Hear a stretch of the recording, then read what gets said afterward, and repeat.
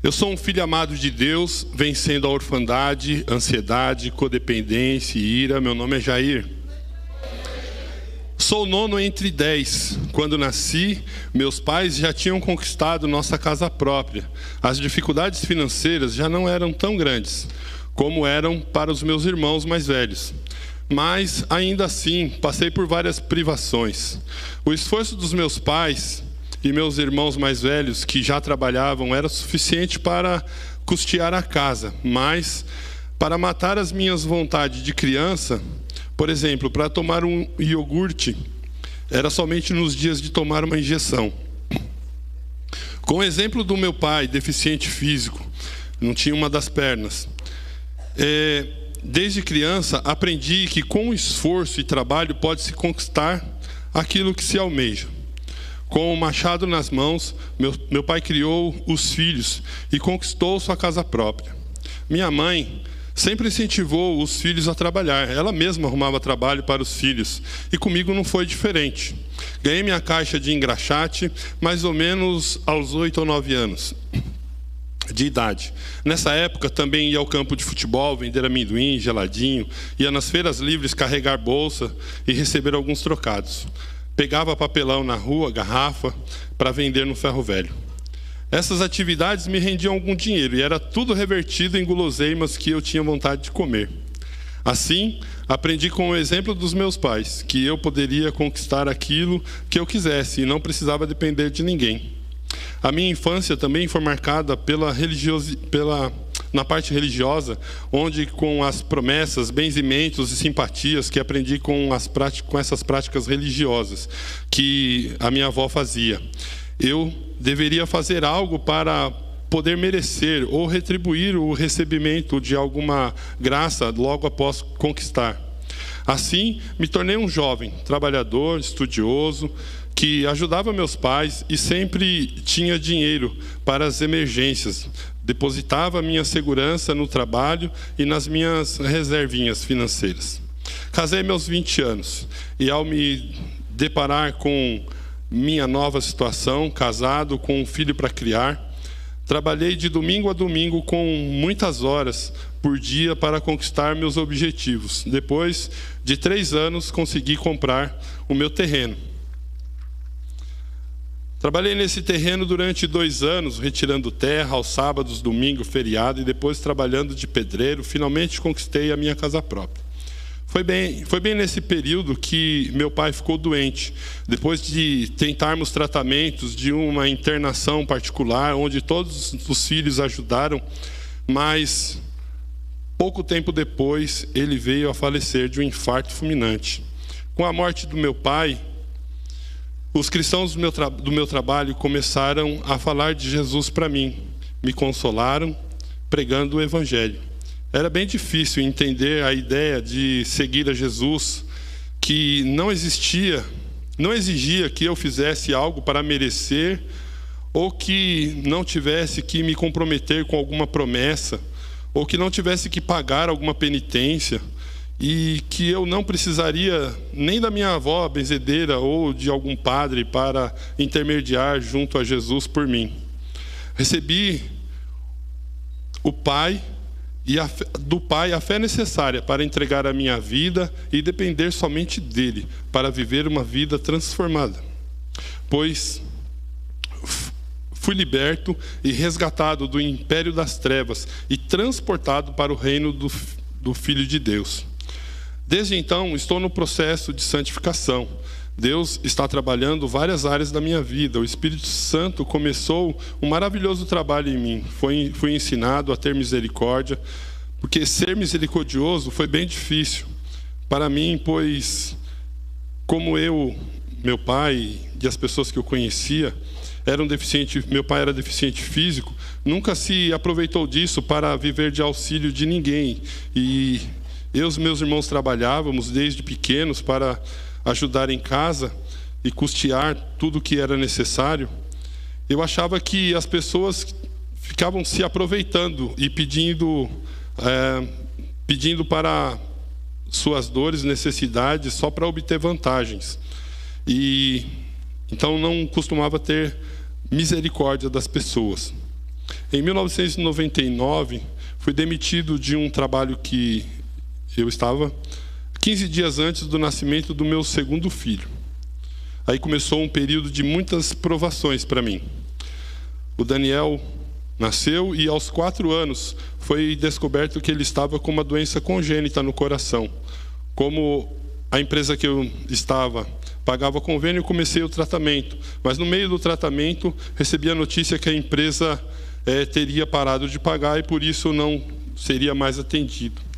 Foram tantas as preocupações com a vida do meu filho e a ansiedade pelo que viria a ser, que tive uma sequência de vários furúnculos em meu corpo. Ao acabar com os meus recursos financeiros, agora não tinha reserva para as emergências, sem convênio. Entendi que o menino não seria operado. Procurando levantar recursos, aluguei a minha tão sonhada casa e fui morar em uma casa de uma tia emprestada. E quando chegamos no fim de nós mesmos, Deus agiu de forma sobrenatural. E foi muito bom poder depender dele. De uma maneira sobrenatural, Deus levantou pessoas para me ajudar. Foi um período de quebrantamento total. Deus usou a ação social aqui da IBM para me dar cesta básica. Recebi ofertas de irmãos da IBM. Também recebi ofertas dos meus irmãos de sangue. E um mover maravilhoso de Deus aconteceu foi quando, ao ir ao hospital para falar com a doutora que não teríamos como continuar o tratamento, ela falou que com convênio ou sem convênio, ela iria operar o meu filho. Depender do pai sempre é o melhor. Foram 5 anos de acompanhamento médico quando meu filho Daniel recebeu alta. Em 2004, recebi meu terceiro presente de Deus, o Guilherme. Veio quando eu não esperava, um menino carinhoso, muito grudado a mim. Eu ainda trabalhava muito e em 2007 comecei a cursar a tão sonhada faculdade. Quando eu achava que tudo estava indo bem, senti que havia algo de errado em meu casamento. Aí resolvi investigar e descobri a infidelidade. Comecei um processo de separação. Certo dia, ao chegar em casa, fui abordado por um oficial de justiça dizendo que eu não poderia mais ficar em casa, que uma medida protetiva contra mim impedia que eu entrasse em casa e que, se eu não obedecesse, poderia ser preso. A deslealdade, a traição que sofri me fizeram lutar pela guarda dos meus filhos. Mesmo não sendo comum, uma juíza deu a sentença em que dava a guarda dos meninos para mim. Com muita ajuda das minhas irmãs, consegui concluir a faculdade, trabalhar e cuidar dos meus meninos. Passei por um período de depressão, ansiedade, codependência impositiva sobre a vida dos meninos. Os anos foram passando e eu fui aprendendo mais uma vez a depender do Senhor e que eles precisavam viver suas vidas e que eu pudesse evitar, ainda que eu quisesse evitar que eles sofressem. Também passei a cuidar mais de mim, fazer exercícios físicos e ter uma vida social. Orava a Deus já por uma esposa. Em 2012, encontrei aqui na IBM, no caminho indo em direção ao bebedor de água, a mulher da minha vida, a Vera. Começamos então o processo de reunir 2 famílias grandes, tornando em uma só grande família. O Pai nos ensinou a entregar nossas preocupações e depender dele para o nosso casamento. Reformamos nossa casa e nos casamos em 2019. Fomos morar todos juntos. Amo a nossa grande família. Sou muito feliz com a família que nos tornamos. Conheci o 30 Semanas no meio da pandemia, aqui na IBM. Desde aquele dia, eu comprei o livro para mim e para a Vera, pela fé, crendo que algum dia nós teríamos o 30 Semanas aqui. E em 2022 fiz meu primeiro ciclo, o ciclo piloto. E estou muito feliz em estar servindo nesse ciclo também, já é o nosso 4º ciclo, junto com a minha esposa. Quando o Senhor restaurou a sorte de Sião, ficamos como quem sonha. Então nossa boca se encheu de riso e a nossa língua de júbilo. Então, entre as nações se dizia: grandes coisas o Senhor tem feito por eles. Com efeito, grandes coisas fez o Senhor por nós. Por isso, estamos alegres. Salmo 126. Obrigado pelo silêncio de vocês.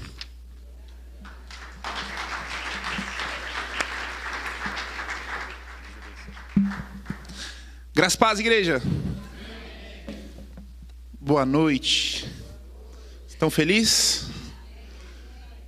Nós estamos encerrando hoje a nossa primeira decisão.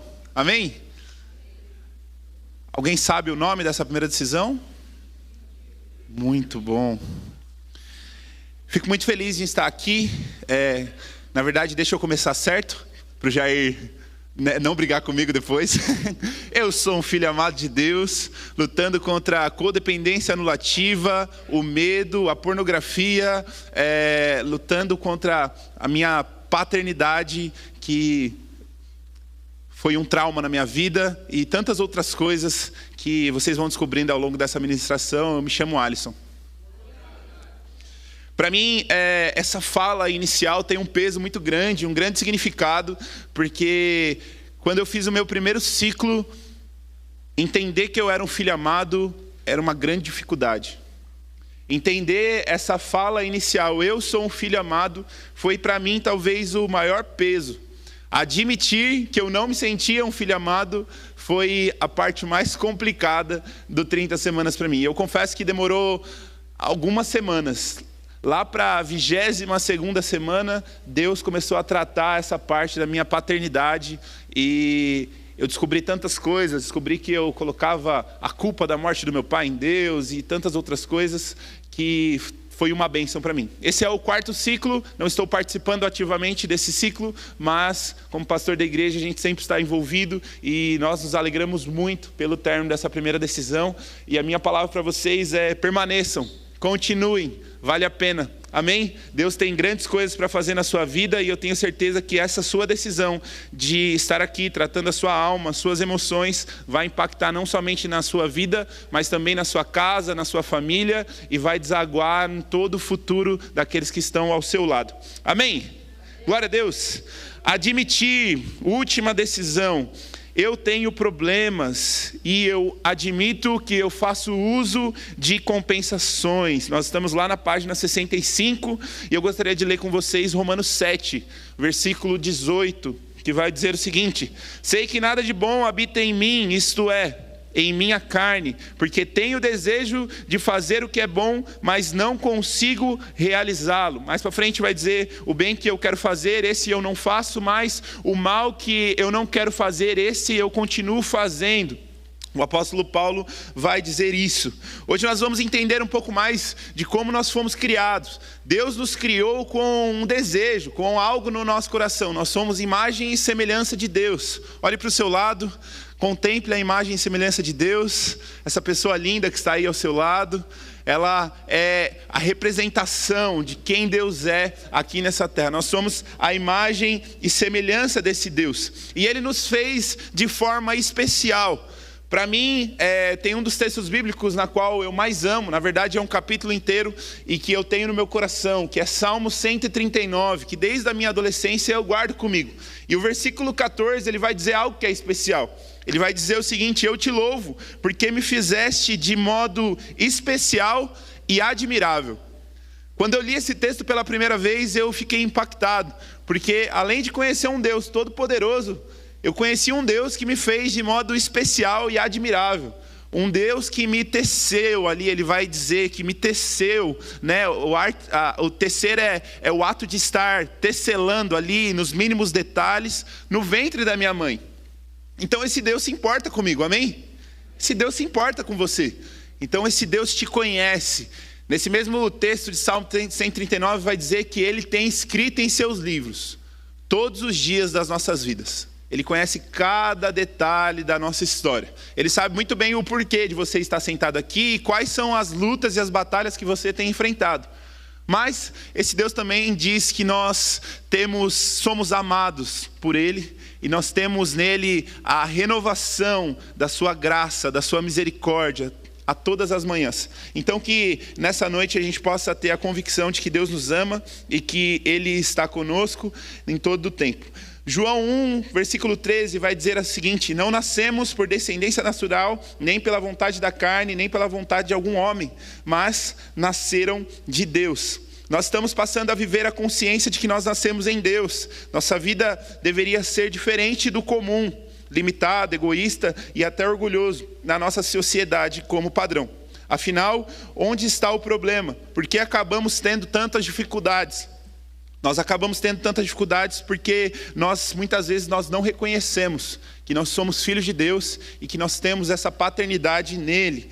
Jesus Cristo deu a sua vida por nós. Nós temos Deus como nosso próprio Pai e nós precisamos reconhecer que nós não somos mais órfãos. Nós somos filhos de Deus. Então, todo esse processo do 30 semanas que nós estamos vivendo, nós costumamos entender, nós que já passamos por alguns ciclos, que todas as dificuldades que nós temos deságua em nós não compreendemos em alguma parte da nossa vida que Deus é o nosso Pai. Ele é a raiz da nossa história e da nossa vida. E que é Ele quem preenche toda a nossa vida e a nossa forma de viver. Acompanhe comigo também 1 Pedro 2:9. Nós vamos ler esse texto. 1 Pedro 2:9, que vai dizer o seguinte: vocês, porém, são geração eleita, sacerdócio real, nação santa, povo exclusivo de Deus, para anunciar as grandezas de Deus, daquele que nos chamou das trevas para a sua maravilhosa luz. Por isso nós precisamos entender de onde vêm as raízes, né? Quais são as raízes das nossas compulsões, né? Quais são as raízes das nossas compensações? Por que nós agimos como agimos? Porque nós temos, né, tomamos essas decisões. Quando eu lia pela primeira vez, e da primeira vez que eu ministrei, e até mesmo hoje, sempre me vem à mente, por que a pornografia esteve presente na minha vida? Por que é uma luta, mesmo que eu esteja vencendo, porque isso continua sendo uma luta na minha vida. Eu preciso estar sempre atento para não voltar a cair na onde eu caí há anos atrás. Por que isso está presente na minha vida? Porque isso tem a ver com a minha história, tem a ver com os traumas, tem a ver com as marcas, tem a ver com tudo que eu passei na minha história. Tem a ver com a forma com que eu vivi, a forma com que eu enxergava a Deus. Por que o medo foi tão presente na minha história durante tantos anos? Eu jamais imaginei que eu poderia estar aqui um dia, na frente de dezenas de pessoas, ou nos cultos ministrando na frente de centenas de pessoas. Porque por mim mesmo eu não tinha capacidade para isso. Na verdade eu tinha e tenho muitas vezes um grande medo, um grande temor de estar aqui em cima. Mas só que eu entendo hoje que eu não faço o que faço porque eu sou bom. Eu faço o que faço porque eu sou filho de Deus e eu dependo dele em todas as áreas da minha vida. Faço o que faço, vivo como vivo, porque eu sei que é Deus quem me sustenta, é Ele que cuida da minha sexualidade, é Ele que me dá um casamento em santidade, é Ele que me dá uma vida em amor, um relacionamento saudável com as pessoas, é Deus quem está nutrindo as nossas vidas. Então 30 semanas é esse processo também de nós nos encontrarmos em Deus e mudar os nossos hábitos a partir dEle. Por isso que nós falamos tanto da palavra de Deus aqui, por isso que nós citamos tantos versículos, e versículos tão importantes quanto esse, de Salmo 139 que nós lemos, porque fala de nós, fala de quem nós somos, e fala do Deus amoroso que nós temos, que nos vê. Isso é impressionante para mim, nós temos um Deus que nos vê, nós não somos uma multidão para Deus, nós somos um filho, alguém individual que Deus vê, e você deveria se alegrar com isso. Saber que o seu Deus te conhece. Ele conhece o seu nome, sabe quantos fios de cabelo tem na sua cabeça. E daqui de cima dá para ver que em algumas cabeças tem mais e outras tem menos, igual a minha. Mas está tudo bem também, que o nosso Deus, Ele é maravilhoso e nos ama como nós somos. Então, entendendo a nossa raiz, nós precisamos entender que as nossas compensações vêm de algum lugar.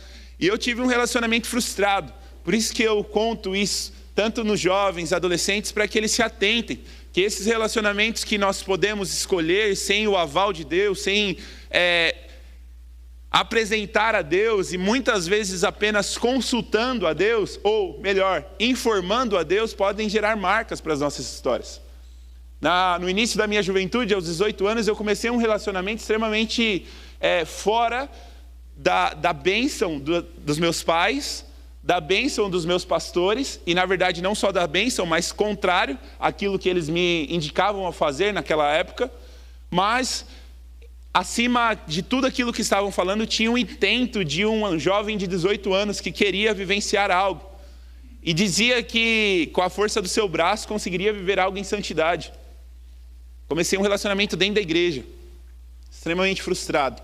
Em meio a traições que eu sofri, comecei a ter uma vida sexual ativa dentro da igreja. Um belo religioso que sentava nas primeiras fileiras, lá na Avenida Santo André. Levantava suas mãos no culto, mas durante a semana vivia algo extremamente fora da presença de Deus.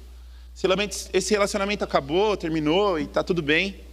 Mas só que com ele eu carreguei algo que foi presente na minha vida como um ciclo vicioso durante muitos anos. E vicioso no sentido de vício mesmo, irmãos. A pornografia esteve presente na minha vida, como um vício. E eu precisei da ajuda de pessoas, precisei da ajuda dos meus pastores e principalmente eu precisei voltar o meu coração para Deus para isso ser tratado. Então esse processo de 5 semanas que você está vivendo é o início da sua caminhada.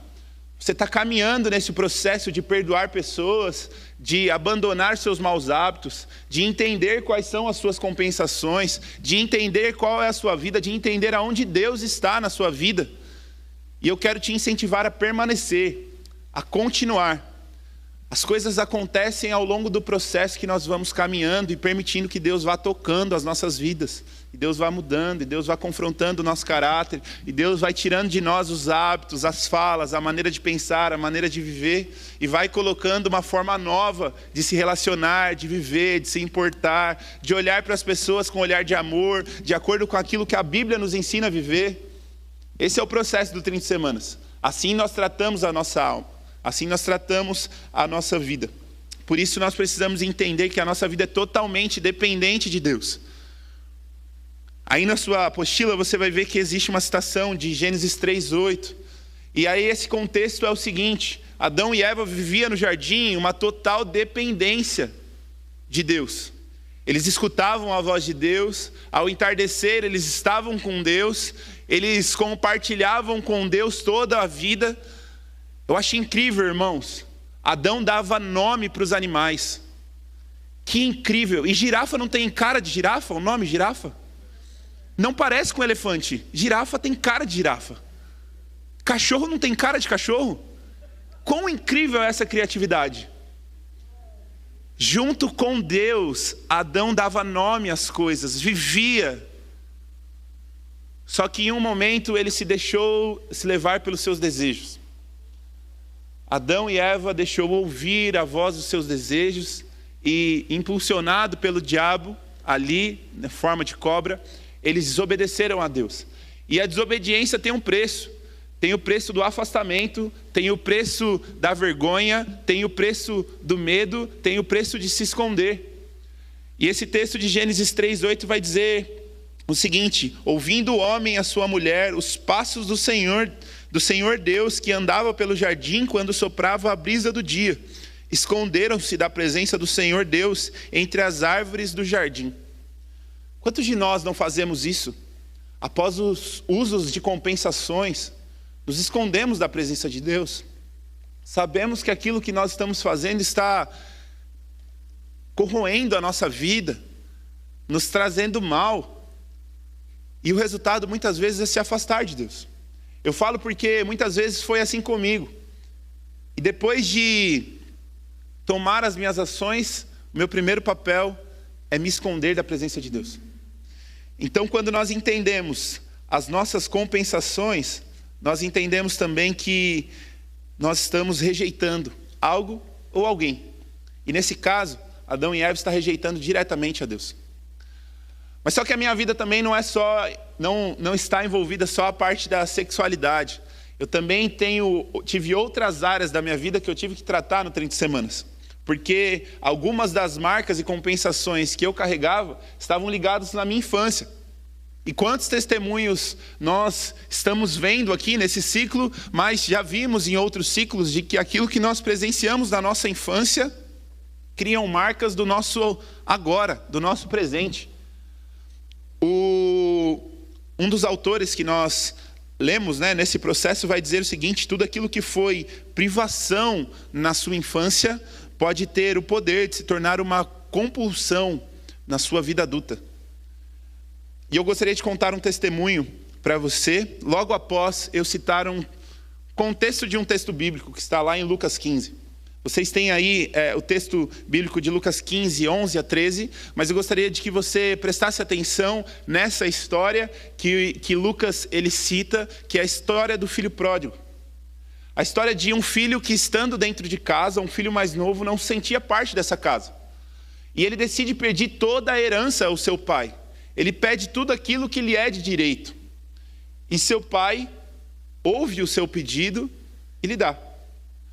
A Bíblia vai nos contar que esse menino, ele sai, ele curte a sua herança com algazarra, com a prostituição, com bebidas e com tantas outras coisas, esbanjando os recursos que tem, tendo amigos por conta daquilo que ele possui, mas em um momento ele se vê sem mais nada.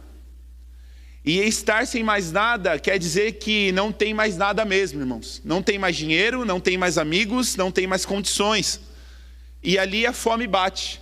E ele decide procurar ajuda. E procurando ajuda encontra um único emprego possível.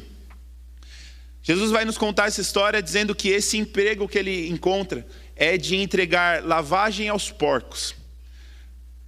Na cultura judaica, o porco é um animal impuro. Eles não poderiam tocar, quanto menos comer, pior ainda, cuidar. Isso foi o que sobrou para alguém que rejeitou a casa do pai e foi atrás dos seus próprios desejos. Mas a história vai continuar, e um dia esse menino ele vai se lembrar de que na casa do seu pai os seus servos são tratados muito bem. E ele cita: na casa do meu pai todos os meus servos têm o que comer. Eu vou tomar o meu caminho de volta e eu vou pedir para que meu pai me receba como um dos seus empregados, para que eu tenha o que comer. Ele toma todo esse percurso do caminho de volta e ao chegar perto da sua casa, ele encontra um pai ansioso a se encontrar novamente com o seu filho. Ele encontra o seu filho muito alegre, corre até ele, dá um abraço, coloca uma capa em suas costas, coloca um anel em seu dedo, lhe dá sandálias para que ele possa entrar para dentro para dentro da casa onde ele tinha mandado preparar uma festa. Esse filho muito feliz entra para dentro de casa e volta para o seu lar. Mas só que a história tem um outro lado. Tem a história do irmão mais velho. O irmão que sempre ficou em casa, sempre obedeceu o pai. Ele vira para o pai e fala: você está dando uma festa, mandou matar um dos nossos melhores carneiros para que esse seu filho, que esbanjou todos os seus recursos, tivesse uma festa e voltasse para dentro de casa. A fala do pai é: se alegre, filho, porque o seu irmão estava morto e agora se encontra vivo. A história ela vai terminar com esse irmão mais velho fora da casa. E também o pai. Por que essa história é importante para nós? Porque quando nós entendemos o que são compensações, nós vamos passar pela codependência. E a codependência, tanto impositiva como anulativa, pode ser exemplificada através dessa história. Nós vemos um filho mais novo, um codependente anulativo, e nós vemos o filho mais velho, um codependente impositivo, aonde um se anula por conta das questões da vida e se acha menosprezado, e o outro quer impor as suas vontades, quer que a casa do pai seja de acordo com o seu próprio interesse. Muitos de nós aqui passamos pela codependência anulativa. Eu sou um desses. Sofri muito na minha infância, tive algumas dificuldades, porque eu vivia num bairro onde tinha 8 moleques da mesma idade. E eu era o único que tinha uma condição financeira um pouco pior. Era o único que não tinha irmão da mesma idade, todos os outros eram duplas de irmãos. O outro eram 2, 3 anos mais velhos. E o bullying já acontecia nos anos 90, mas a gente não sabia dar nome para aquilo. Mas só que, irmãos, a gente carrega marcas na história. E uma dessas marcas não veio nem dos de fora, acabou vindo dos de dentro da minha casa. Por ter uma condição difícil, um dia eu estou para sair para ir para a igreja onde eu frequentava, e eu olho para as roupas que eu tinha e não tinha roupa boa para ir. Eu decido pegar do meu irmão mais velho, pego o seu tênis e uma calça jeans, coloco uma camiseta minha e vou para a igreja. Afinal de contas, estou ali com 15 anos, quero andar bem vestido, bonitinho, né? Um adolescente. Vou para a igreja, começo o louvor, começo os avisos. Sentado na galeria, eu avisto meu irmão subindo as escadas, começa a dar aquela tremedeira. Ele me chama assim para perto, quando chega para perto ele fala, desce. Eu desço, ele fala, entra no carro, eu entro no carro. E aí ele me leva até em casa, chega em casa e fala, tira minhas roupas. Se você quiser ir para a igreja, coloque suas próprias roupas e vai. Nunca mais toque em nada que é meu. Ali naquele momento eu fiz uma promessa para mim mesmo. Nunca mais ia pedir nada para ele, nunca mais ia pedir nada para ninguém. E teria tanto para mim quanto para esbanjar. Nessa mesma época eu comecei a trabalhar. 14 para 15 anos, na verdade. Foi meu primeiro emprego. Talvez eu tenha multado uns de vocês na Zona Azul, em Ribeirão Pires. Eu me peço perdão. Mas foi o meu primeiro emprego. E dali eu comecei a criar uma compulsão de comprar roupas. Cheguei a um ponto da minha vida de ter quase 60 pares de tênis dentro da minha casa. Assim. Um absurdo. Com isso, muitas dívidas de cartão de crédito. E isso não se deu só na minha adolescência. Adolescência, 18, 19, 20, 21, 22, 23. Até a época de casar eu ainda tinha muita coisa. Essa compulsão se deu por conta de um trauma. Eu nunca mais pedi nada para o meu irmão. Declarei perdão, vivenciei toda essa parte, né, junto com ele. Mas só criou um trauma na minha vida. Quando eu fui casar eu tinha quase 10 mil reais em dívidas por conta disso. Eu tive que tratar essa parte da minha vida. Tive que eliminar essas dívidas. Afinal de contas, eu estava tirando uma mulher de dentro de uma casa e eu precisava, né, trazer ela para dentro de uma nova casa e dar suporte para isso. Enfim, comecei a trabalhar essa parte da minha história. Mas por conta de um trauma, eu gerei uma codependência anulativa. E aí no seu livro você vai ver na página 69 que nós temos 3 áreas, né, que são as principais. A primeira é a codependência, a segunda é a sexualidade distorcida e por último o vício. Eu gostaria que você refletisse comigo. Em qual dessas áreas citadas acima, as suas compensações se manifestam? No meu caso foi a pornografia e a compra excessiva de coisas. E no seu, anote. Use esse tempo para você anotar, escrever, para que durante o processo do 30 semanas você possa pensar e também testemunhar aquilo que Deus está fazendo na sua vida e mudando na sua história. No ponto 2 nós temos as compensações, então nós temos as codependências. 2 Timóteo 1,7 vai dizer, pois Deus não nos deu espírito de covardia, mas de poder, amor e equilíbrio. Aqui nós vamos entender um pouco mais a fundo o que é uma codependência impositiva, por exemplo. O indivíduo acha-se indispensável para os outros, busca sempre a autoafirmação, impondo uma maneira de pensar e agir, tendo forte tendência no controle e na manipulação. Muitos líderes, empreendedores têm essa característica, que também pode ser uma espécie de síndrome de filho mais velho, como nós vimos na história que é citada por Lucas, lá em Lucas 15. Vista na Bíblia a história do filho pródigo, como eu disse, vemos muito esse perfil no filho mais velho, que está em uma casa com muitos filhos. Geralmente ele recebe... o filho mais velho, que normalmente está numa casa com muitos filhos, normalmente recebe o poder do pai de cuidar dos outros filhos. Então, quem aqui passou por isso? Você era o filho mais velho, nem tinha idade muito, né? Mas tinha que cuidar dos irmãos mais novos. Às vezes você estava ali com 9, 10, 11 anos, já tinha que cuidar dos irmãos, das irmãs, tinha 2, 3, 1. Tinha que limpar a casa, fazer comida, tinha que cuidar, ir no mercado. Minha mãe conta que com 11 anos ela começou a trabalhar e tinha que chegar em casa, né, no dia de pagamento, e entregava tudo na mão do pai. E às vezes o meu avô dava dinheiro para ela comprar bala. Né? Tudo bem, agora você pode ir lá comprar bala. Mas ela já trabalhava na casa de algumas pessoas, como ajudando a cuidar de outros filhos. Então, aqueles filhos que receberam essa autoridade dos pais de cuidarem dos irmãos mais novos, podem sim desenvolver uma síndrome de codependência impositiva. Em contrapartida, a codependência anulativa. O indivíduo desenvolve uma dependência emocional em relação aos outros. Não tem opinião própria, anula-se para ser aceito, não consegue estabelecer limites, não sabe dizer não. Podemos dizer que é a síndrome do filho mais novo da história que vimos.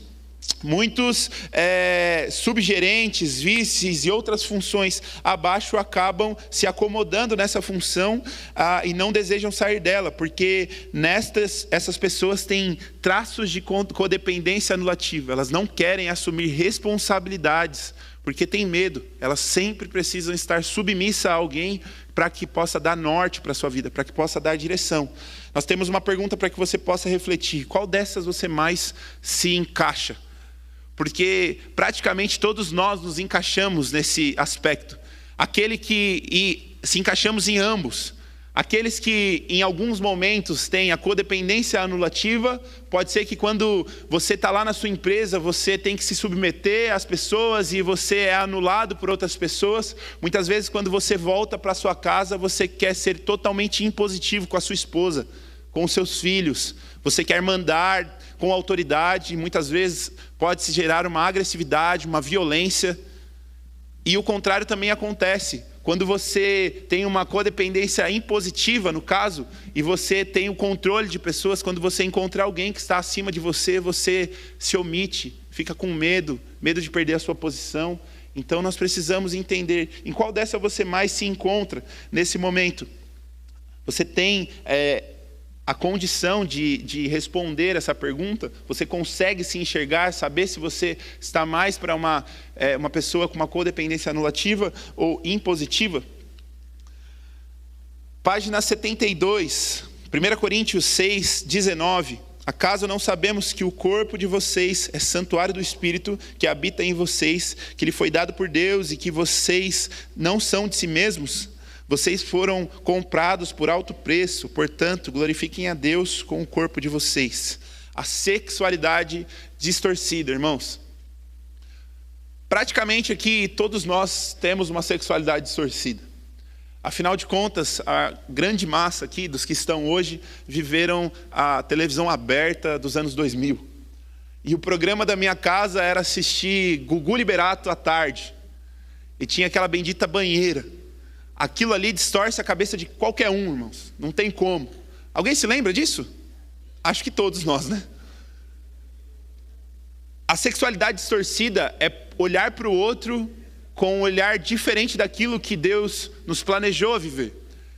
Na sexualidade distorcida pode haver a cobiça da mulher do próximo, ou de uma mulher que não é sua, de um homem que não é seu, ou do homem do próximo. A sexualidade distorcida pode gerar, sim, a pornografia na sua vida, pode gerar traição em um casamento, pode gerar tantas áreas, tantos vícios dentro das nossas vidas que podem acabar prejudicando as nossas histórias.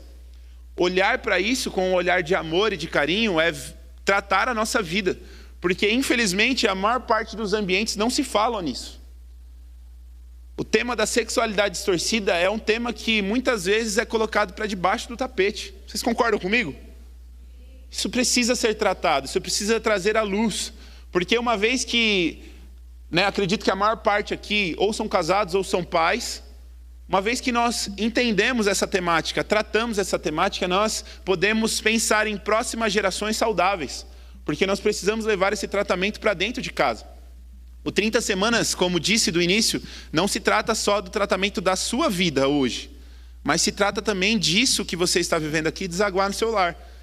E das pessoas começarem a ver que você está tomando atitudes diferentes, está vivendo uma vida diferente. Tem alguém aqui que já teve essa percepção nos seus relacionamentos de, nossa, você mudou, né? Está diferente. Você tem tomado ações diferentes, falas diferentes. Você já consegue ver que pessoas estão notando a sua mudança? Alguém aqui nessa noite?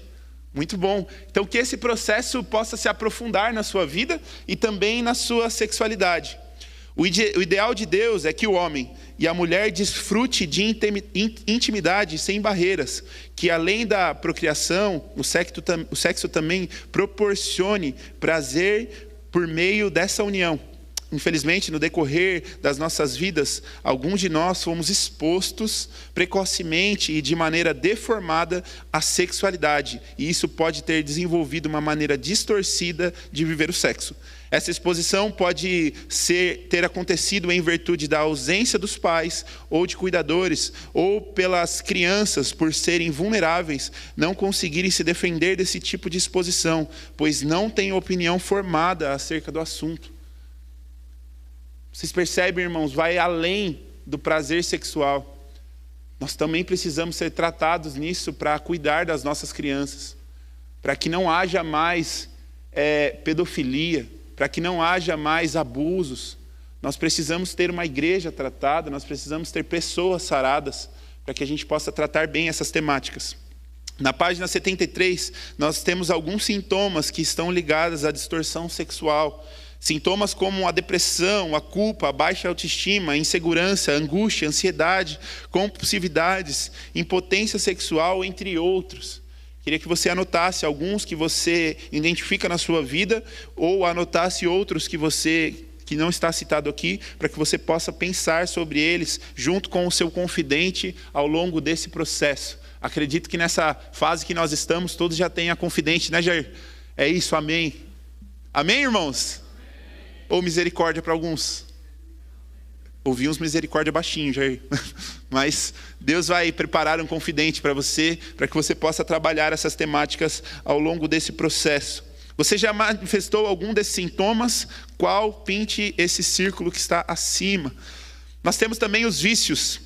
Lá Romanos 7,18 vai dizer: sei que nada de bom habita em mim, isto é, em minha carne, porque tenho o desejo de fazer o que é bom, mas não consigo realizá-lo, assim como nós lemos no início. Nós temos 3 estágios de compensações. Nós temos os hábitos, as compulsões e os vícios. Os hábitos são comportamentos não inatos, que se tornaram repetitivos e fixos, que acabam se consolidando em nossas memórias, criando um caminho sólido em nossas rotinas.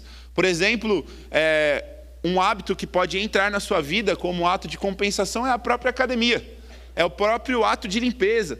Às vezes nós temos hábitos que são saudáveis, e não há pecado nisso, tá, irmãos? Nesses que foram citados, mas que se tornam uma compulsão da nossa vida. Nós precisamos, sem isso nós não vivemos sem, eu preciso fazer isso. Esses hábitos também têm uma raiz. Talvez tenha uma não aceitação do seu próprio corpo, da forma com que você se vê, um trauma na sua infância, por pais que te forçavam a fazer algo, a viver essa limpeza excessiva, ou te traumatizou ao longo desse processo. Esses hábitos você pode investigar dentro da sua própria vida. A segunda também que nós temos são as compulsões, que é o impulso ou a sensação de estar sendo levado irresistivelmente a executar alguma ação, até mesmo irracional. O compulsivo busca aliviar as suas dores, traumas e insegurança em algo externo, tentando suprir uma carência, um vazio que nem ele mesmo sabe o porquê que acontece.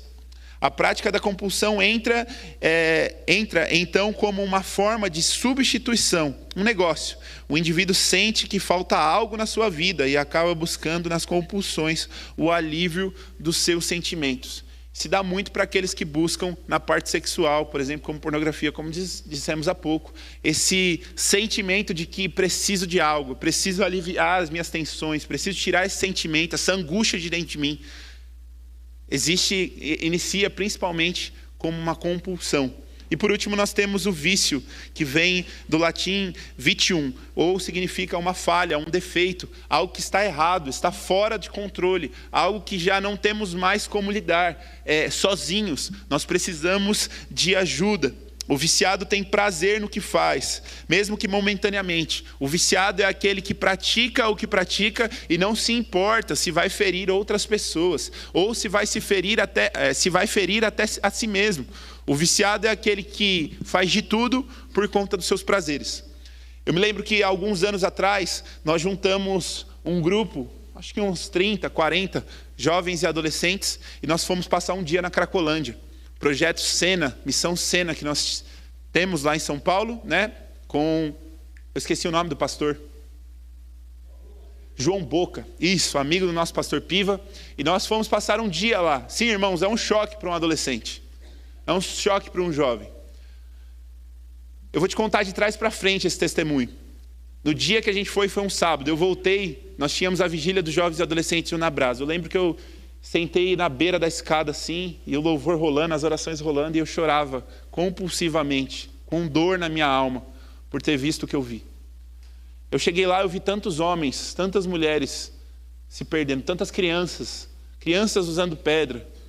Eu vi um homem com um terno muito chique, um sapato muito bonito, uma camisa extremamente ajustada em seu corpo. E ali tive a oportunidade de conversar com ele por alguns momentos. Ele me contou: eu sou um bom advogado do centro de São Paulo, tenho um escritório, meu escritório tem outros advogados, mas de tempos em tempos eu pego uma quantia razoável e venho passar aqui 1, 2 meses. Meses, irmãos. E depois, quando eu consigo recobrar a minha sanidade, eu volto para minha casa, volto para os meus negócios, e depois eu volto para cá. Entende? Vício. Alguém que está fazendo mal a si mesmo. Esse homem tinha filhos, família, negócios, dinheiro, condição financeira, mas existia um vício, um vazio gigantesco dentro de si mesmo. E nós que cremos em Cristo Jesus, acreditamos em Cristo Jesus, aceitamos a Cristo Jesus como nosso único e suficiente Salvador, sabemos que esse vazio existencial que existe no coração do homem só pode ser preenchido por Jesus. Jesus é o único capaz de retirar essa condição humana de alguém que está se degladiando a ponto de perder a sua própria vida e sarar esse homem a ponto de transformar como exemplo de outros. Nós temos uma história assim aqui. Nós temos a história do nosso pastor Sérgio, que é o pastor da nossa igreja em Leme. Ele passou anos sendo usuário, mas um dia ele teve um encontro com Jesus. Irmãos, encontrar Jesus muda tudo.